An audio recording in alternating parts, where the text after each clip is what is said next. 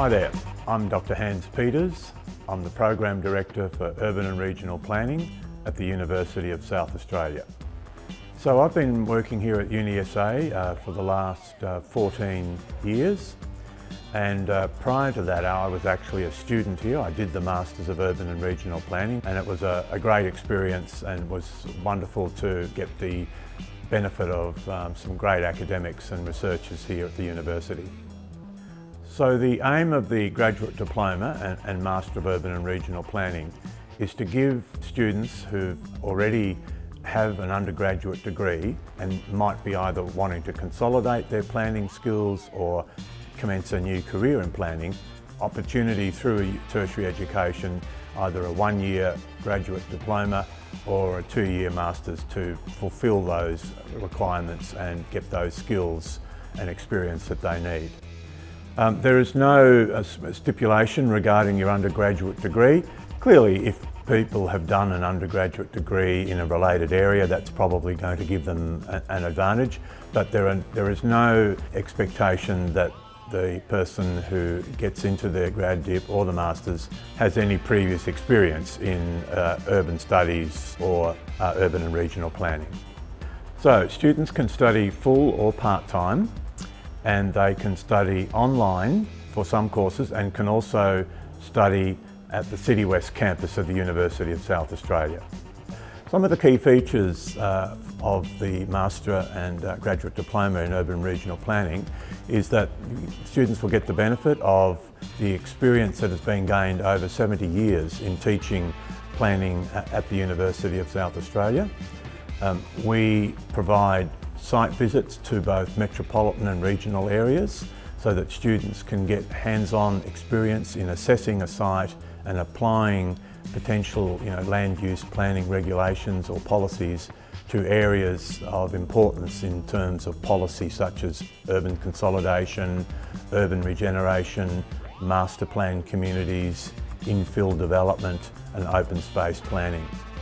Students can also get the experience of working with academics who themselves have international experience, for example in the UK or the USA, Europe, South America and China.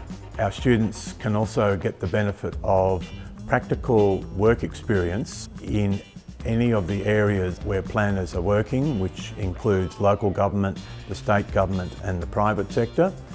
And students will of course get those who do the Masters will be able to apply for membership from the Planning Institute of Australia as an accredited planner.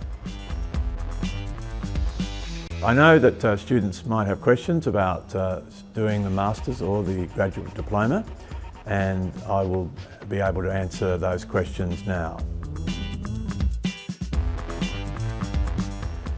Urban and regional planners can be working at a national scale, at a state scale or provincial scale depending on the city or the country that you're living in, at a metropolitan scale and a neighbourhood scale. And what that means is that planners will be developing or helping to develop policies regarding land uses and the mix of land uses at each of those different scales, and also be able to make decisions or make recommendations to other planning authorities about what kinds of developments can be approved that are consistent with those policies at either a national, state, metropolitan or local level.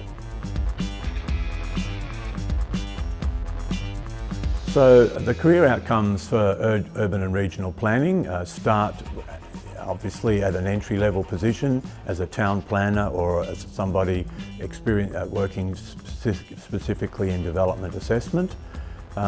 However, there are very good career paths within urban and regional planning, particularly in local government. So a person can expect to progress to a senior planning role or a supervision role right through to a director of a planning department. And that can be also true within state government employers and the private sector as well. The job market for planners is very good at the moment. There are around 15,000 planners employed at any one time in Australia, and the prospects in terms of the demand for planners in the future is also on the rise. So there are very good job prospects, particularly if you think about the whole of Australia as a potential place to start your first job in planning. So planners can work mostly in local government. That's the predominant destination, if you like, for planners in Australia. However, planners might start in local government and then decide that they'd like to work in the private sector, or they might like to work in the state government departments that are responsible for some of the key land use planning decision making, particularly say environment and water, or roads and other forms of infrastructure. And it's not unusual for planners to move in between those three areas in order to gain experience and or just get into an area that they really want to excel in or make a big contribution to as their career unfolds and as their interests develop.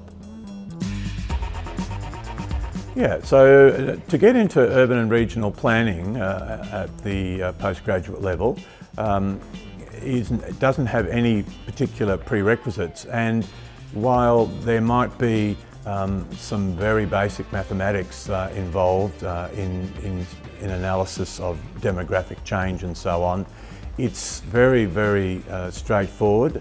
The way to think about urban and regional planning is that it's drawing on a number of disciplines. It's drawing on social science, it's drawing on geography, it's drawing on environmental science a little bit, it's drawing on the ability to visualise and come up with drawings. So urban design is a key feature of planning these days and going forward in particular. So it doesn't require to have any strong methods knowledge, but it's simply the awareness of some basics.